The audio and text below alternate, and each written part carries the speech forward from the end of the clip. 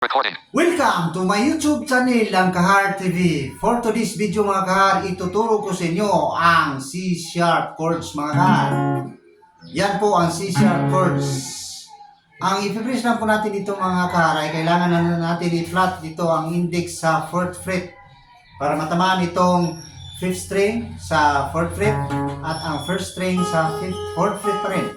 Yan, 4th fret yan para matamaan natin. At itong mga fingers natin, i-press natin dito sa 2nd string sa 6th fret, 3rd string sa 6th fret pa rin, at ang 4th string sa 4th fret pa rin, 6th fret pa rin. Yan. 6th fret pa rin mga kahar. Itong 2nd string, 3rd string, 4th string. Ayan. Nakalagay yan sa 6th fret mga kahar. At itong index natin, pinipress natin dito sa 5th string at 1st string. Ayan. Yan po ang C-sharp, mga kahar.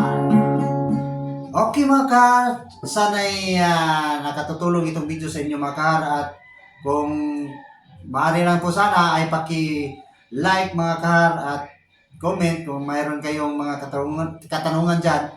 At subscribe mga kahar sa aking munting channel kasi yan ay malaking tulong na po sa akin mga kahar. Okay mga kahar? At yan lang po mga kahar. Thank you for watching. Bye bye!